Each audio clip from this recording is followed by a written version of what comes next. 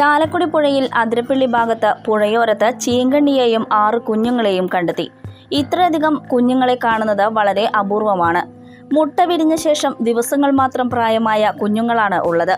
പുഴയോരത്തുള്ള പൊന്തക്കാട്ടിലാണ് ചീങ്കണ്ണിയെയും കുഞ്ഞുങ്ങളെയും കാണപ്പെട്ടത്. 2018 പ്രളയത്തിന് ശേഷമാണ് പുഴയിൽ ചീങ്കണ്ണിയുടെ സാന്നിധ്യം വർദ്ധിച്ചത്.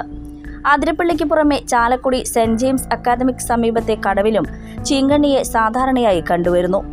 വെയിൽ കൊള്ളുവാനായി പാറപ്പുറത്ത് കയറിക്കിടക്കുന്ന ചീങ്കണ്ണികൾ വെയിൽ കുറഞ്ഞാൽ തിരിച്ച് പുഴയിലേക്ക് തന്നെ പോവുകയാണ് പതിവ്.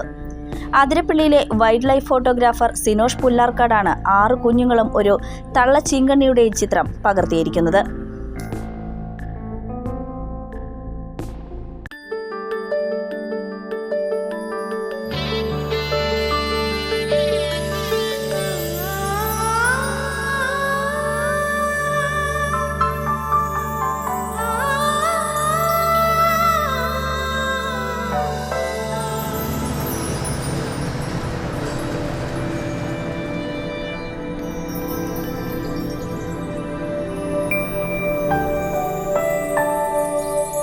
നിങ്ങളുടെ അധ്വാനത്തിന് സത്യമുണ്ട്. ഞങ്ങളുടെ സ്വർണത്തിനും.